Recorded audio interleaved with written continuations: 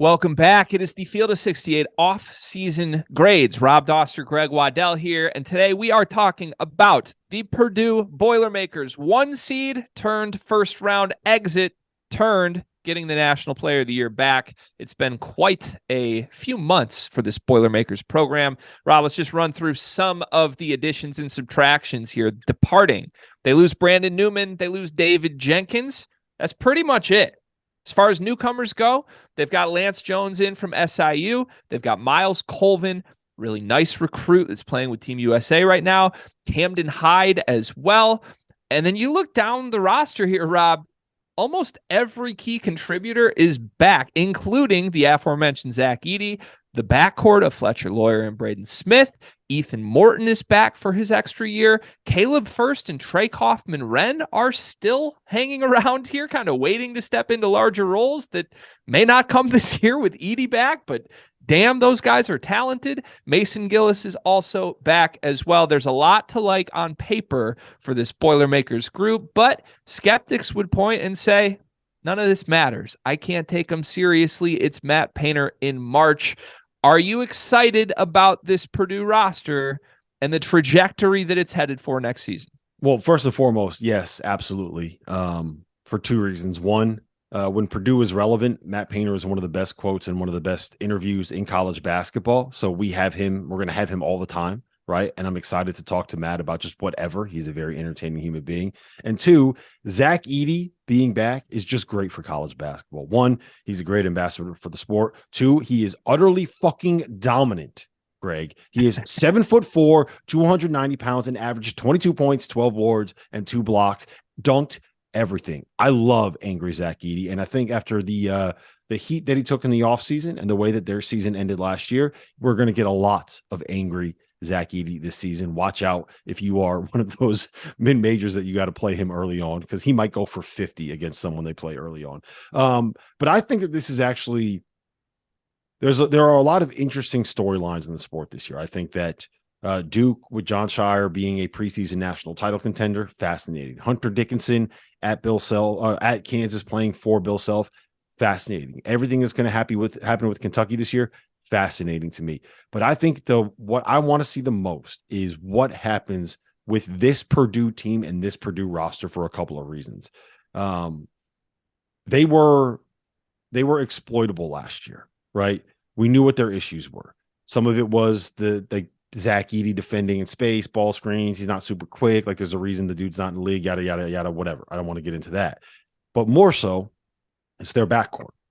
And what Matt Painter is doing is basically running this thing back with the same guys last year that were not able to deal with the pressure from Fairleigh Dickinson in that first round. And there are a lot of reasons for that. I think some of it is the fatigue that came for being freshmen that played as many minutes as they did for as long as they did coming in March. I think it's the pressure of the moment. I think that when you are playing a 16 seed and they kind of have you on the ropes, you can kind of get a little bit of that lemon booty, right? You get a little bit of pucker and you get a little bit nervous. You get a little bit scared. We saw it with Virginia against UMBC.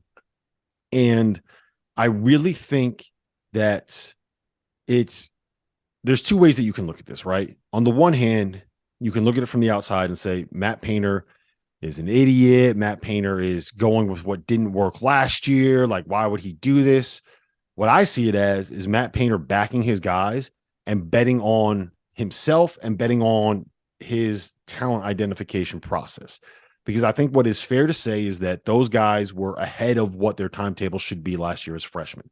And they played way above their heads for the entire season. They won the Big Ten regular season title outright. They won the Big Ten tournament title. They were a top 5 team from what was it, the PK 80 that they played in when they won to beat up Duke, they beat up Gonzaga, they beat up everybody. From that point on, they were a top 5 team in college basketball, and they stayed there the entire season. They had a fantastic year and one shitty game. I think that bringing in Lance Jones will help, because all of a sudden you have a more dynamic creator off the bounce, somebody that is a veteran. He's going to be a 5th-year senior as opposed to a 2nd-year sophomore. And he's somebody that provides you with a different skill set than what that backcourt has.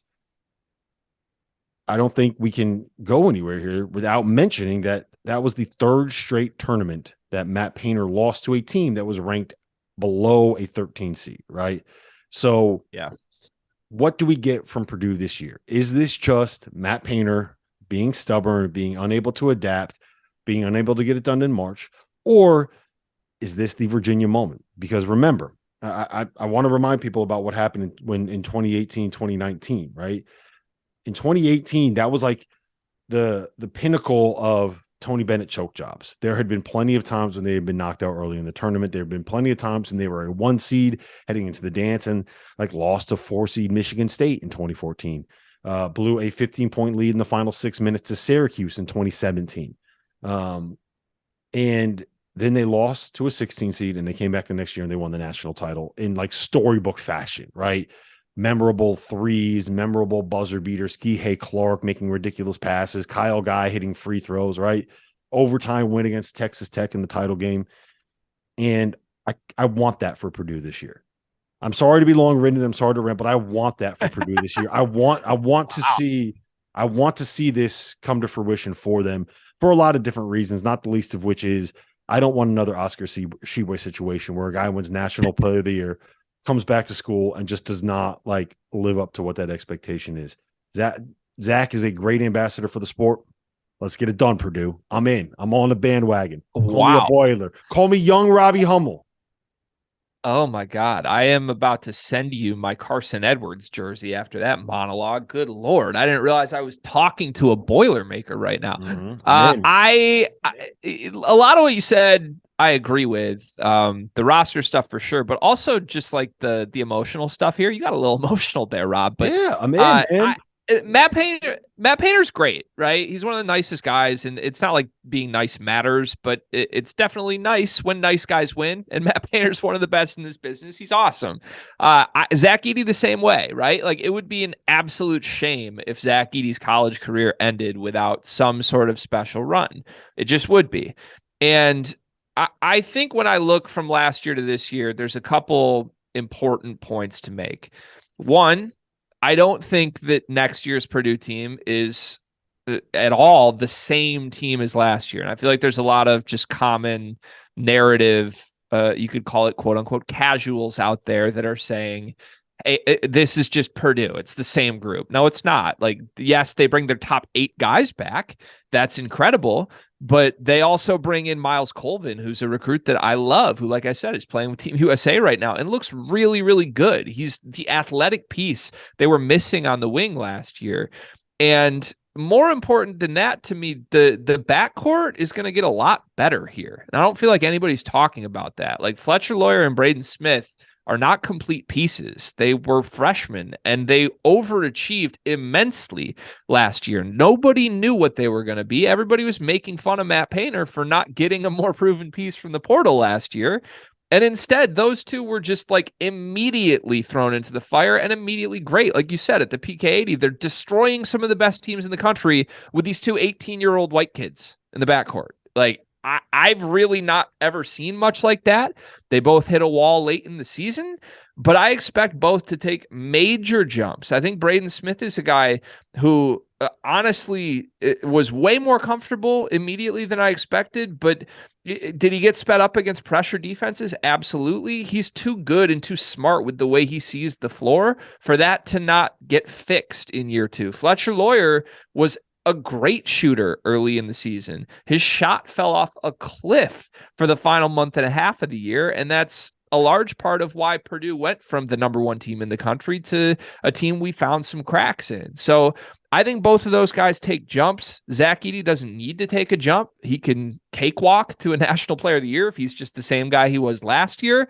But the one question to me that isn't answered with this team is shooting. Because last year they were a very poor shooting team. I think they were around 300 nationally, if I'm remembering correctly. And the only big ad that you could say addresses the shooting is Lance Jones, who shot 28% from 3 last season, now on 7 attempts. So the attempts are there. But do you feel that shooting can still be just a no-brainer? That's a problem on a team built around Zach Edey again. And do you blame Matt Painter for not finding a better solution to that? Well, I think that Fletcher Loyer is better than the 32% 3-point shooter. And when you have the guy that took by far the most threes on your team going to make more, I think that is going to improve their team percentage. I think that a guy like Caleb Furst is probably better than a 26% 3-point shooter. I think Ethan Morton's better than a 27% 3-point shooter. So I expect those numbers to come up a little bit. And yes, he probably could have gone out into the portal and tried to find another shooter, but like, where are you playing him? Like, that's the biggest thing. You know what I mean? Like, where are you gonna bring in somebody to take minutes away from Mason Gillis, who has given you 4 years of his career, who Matt Painter is loyal to? Like, sure, like that's something that you might do, but it's also not the way that Matt Painter is going to run his program. You know, like he's going to be loyal to his guys. And push back on that though, because Painter gave a great press conference immediately after the loss, right? Like he was shook, you could tell. But he gave some really transparent, poignant quotes about like, maybe I need to reevaluate things. Like I have done like a machine-like program. He has run this thing like they're going to have a 7'5" center every year. They're going to play really cerebral, run great offensive stuff. And maybe that isn't working in March. Like he identified that very quickly this offseason. But then I look at like, he kind of said it, but didn't back it up with what he went out and did. This feels like a more of the same offseason for me for Purdue. Yeah, and it kind of is. And I think what you need to look for now is what are they going to start recruiting? Who are they going to start bringing in as prospects, right? Are you going to see more Miles Colvins coming in? You know, like I think that is something to keep an eye on. I just don't think no matter what Matt Painter's philosophy is, if he's got a guy that's giving him 3 or 4 years, he's going to reward that guy with playing time in their 4th and 5th season, right? That's who he is, and that's how he operates. I will say this: and I think this is obvious. The X factor here to me is Braden Smith, without question, right? It's Braden Smith and to a point Fletcher Loyer, but it's Braden Smith, because I think that the point guard spot is so important in college basketball, and he was very, very good as a freshman, right? He needs to take a leap. I don't think he was a national championship caliber point guard, and Purdue is going to enter this season as the reigning Big Ten champion, as the reigning Big Ten tournament champion, as a team that spent the entire season last year in the top 5, and as a team that is going to get some votes as preseason number 1 of the country, as our own Mike Miller at the Daily. He has Purdue as the number 1 team. I think he is just trying to reverse jinx Kansas because he's a Kansas fan, but to me, it's Braden Smith. Like if he makes that sophomore leap, then I think that we have a very real conversation to have about whether or not Purdue is the best team in college basketball. I agree with that statement for sure. I expect him to take at least a step in that direction, if not the full leap to national championship ready point guard.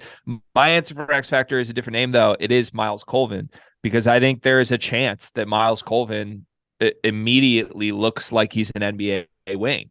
And I think if you throw an NBA wing on this roster with Braden Smith and with Fletcher Loyer and with Zach Edey, suddenly you're talking about the undoubtable top team in the country. And I know you said Mason Gillis, Ethan Morton, those guys are vets. Those guys are Matt Painter guys. God bless them. They're not the best basketball players, and they're not the best fits around Zach Edey, in my opinion. Ethan Morton is not a shooter, and he's gritty, toughness, all the yada, yada quote, the words that people assign to guys like Ethan Morton. You can lead in the from gym, the bench. the last one out of the gym. Yeah, coach's all son, of that. High basketball IQ. You can do all that. You can lead from the bench, Rob. You can lead in a 10-minute role on this team. And it's going to require Miles Colvin to be a 25 to 30-minute guy in order to get those guys in smaller roles. I think it could happen. I love what I'm seeing from Colvin on Team USA right now, but we will see. All right, give them a grade, Rob. What is your grade for the Boilermakers? We got to do expectations first. Oh, sorry. My bad. So here's my expectation. Yeah, this is why this is the first one for people behind the scenes. This is the first one that Greg has hosted. He's already messing things up. My expectations is 1 Big Ten title, whether it's a Big Ten regular season or a Big Ten tournament, right? Like they should hang at least 1 banner this year. The reason I'm saying the Big Ten regular season title should not be the expectation is I'm very high on Michigan State. I think Michigan State is going to be another preseason top 5 team. If you come in second place to Michigan State, I don't think that is a bad year by any stretch of the imagination. And then I think that their goal should be Final Four, right? I don't think that it's very hard for me to say an expectation should be Final Four for any team because of the variance that comes with playing in the NCAA tournament. But I think that this is a Final Four team. It is a national championship caliber team. And I think that that should absolutely be something that is within reach, within the realm of possibility, and something that should be the goal for Matt Painter this year. If this isn't the team that gets to the Final Four, like what team is going to get to the Final Four? Yeah, it is a turning point, I think, for the Painter era for sure, depending on how this plays out. It's either going to be like, I don't want to say the nail in the coffin, because Painter's good enough that next year they could just totally have a new roster and be that good and win a national title. He really is, but he needs to do it, right? And this is the year. If you get through Zach Edey's career without ever making a run in the NCAA tournament, like there's just going to be sirens sounding. And for me, that's why my expectation is an NCAA tournament run, Rob. I need to see a Final Four from this group. It's harsh to evaluate program success by that, but let's be honest. Big Ten championships are great. A Big Ten championship for this team is expected. It's nothing that really, obviously it matters. They've done it before. They've done it a ton of times, right? Like, even when they cut the nets down in West Lafayette this year, they're all going to be looking at that next 2 weeks. That's all that matters to this program right now. And there's no reason this team can't be the best team in the country and can't make that run. Give them an off-season grade. What do you got? I am going to go with an A-. And there are questions about the shooting. There are questions about the wings. There's questions about the point guards. I get all of that. They brought back the most dominant national player of the year that we've seen in a long time. So they were real, like, I think that Zach was a lot closer to staying in the draft than people realize. Like, I think it was much more of a decision, much more of a like 50-50 than a lot of people realize with Zach Edey and his draft decision. So you got him back. Part of that is because of NIL packages that are going to be a little bit more friendly at Purdue. So I'm giving their offseason an A-. It would be an A++ if they had maybe added a couple of better pieces from the portal. But look, you get Edey back. You bring back basically everybody else that you want back. And if you're going to run this thing back with a team that won the Big Ten regular season by like 4 games and the Big Ten tournament title, I'm good with that. A- for me for Purdue.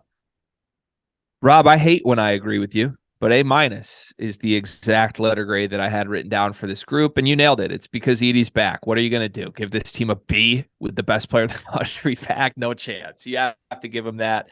And I like the other stuff they did. I just wish, I think it could have been an A+ if they just got like a proven shooter, even if it's just a shooter guy. I think that's the one thing this team lacks, and it doesn't even really feel like they tried to do that. But this team has everything it needs to win a national championship. That gets an A- for me. Appreciate everybody watching this. If you want to see our full series of off-season grades, there's a bunch of them. Go to the Field of 68 YouTube channel. You can find all of them there. For Rob Doster, I'm Greg Waddell. We'll see you next time. Our partner for today's episode is Athletic Greens. I started taking AG1 during the college basketball season, and I loved the impact that it had on my energy levels. I'm a big coffee in the morning guy, but by the time that the afternoon would hit, I needed another boost. AG1 helped me tremendously, especially on those days when I didn't want to get up off the couch and go hit the gym. Their tagline is AG1 is comprehensive health and the power of habit in one. And man, that could not be more true. It's nearly impossible to eat and drink in a healthy manner in the month of February and the month of March when you are in my business. And AG1 was exactly the supplement that I needed to improve my gut health and cover my nutritional basis for the day. I've continued that into April. I've continued that into May, and I'm going to continue that the rest of the summer. All I have to do is mix a scoop of AG1 with some water, or maybe add it into a smoothie, and I'm ready to go. Do it after lunch, and you'll be ready to go for the rest of the day. If a comprehensive solution is what you need from your supplement routine, then Athletic Greens is giving you a free 1-year supply of vitamin D and 5 free travel packs with your first purchase. Go to athleticgreens.com/field68. That's field 68 FIELD, the number 6, the number 8, and you can get yours now. So check it out and help support this show. Thanks.